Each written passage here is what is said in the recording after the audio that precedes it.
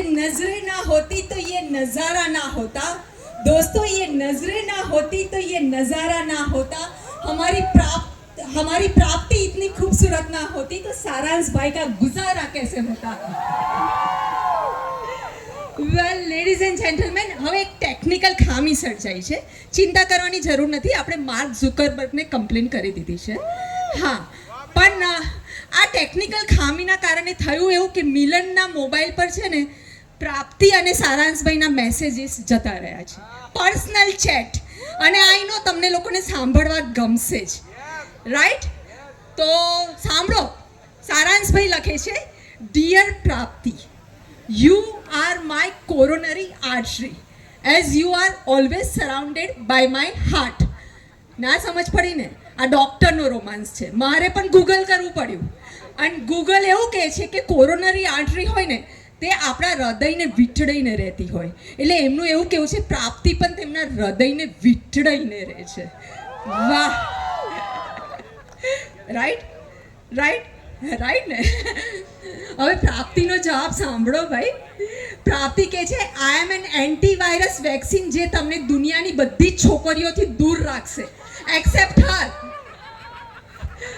બરાબર છે? વેલ, પણ હવે સારાંશભાઈ, અમારે ત્યાં એક રિચ્યુઅલ છે. ફેમિલી ફ્રેન્ડ્સના સામે એક પ્રપોઝ તો થઈ જાય, ફાઇનલ પ્રપોઝ. વરઘોડો લઈને આવો એ પહેલાં એકવાર ઓફિશિયલ પ્રપોઝ તો કરવું જ પડે. Can I have a mic please? કશું જ કરવાનું નથી. You just have to look into her eyes, hold her hand or pass. Hello hello. ચિંતા ના કરતા, હું જે બોલું એ રિપીટ જ કરવાનું છે. ઓ તો પછી તો કોઈ પ્રોબ્લેમ નથી ને? સો प्राप्ति, प्राप्ति, आज मैं वचन देता हूँ, आज मैं वचन देता हूँ, मैं तुम्हें हर रोज तुम्हें हर रोज लव की ग्लूकोज ड्रिप लगाता रहूंगा, लव की ग्लूकोज ड्रिप लगाता रहूंगा, जादू की झप्पी से जादू की झप्पी से तुम्हारी हर परेशानियां दूर कर दूंगा, तुम्हारी हर परेशानियां दूर कर दूंगा. मेरे दर्द की सिर्फ एक ही दवा है, और वो है तुम. तो क्या मुझसे शादी करोगी, मुझसे शादी करोगी, मुझसे शादी करोगी. रहती हो तुम, रहती हो. બરાબર, બધાને આ સોંગ ખબર હશે. બહુ બધા હાથ. ભાઈ Milan, are you ready? Where is Milan? હવે આમાં ક્વેશ્ચન છે, આ કયા એક્ટર ઉપર પિક્ચરાઇઝ થયેલું છે? સુનિલ શેટ્ટી પર. ભાઈ માઈક અહીંયા કઈ છે મિલનભાઈ? હા તો બસ, જેમને યુઆર જજ સુનિલ શેટ્ટી ઉપર. Yes, right answer.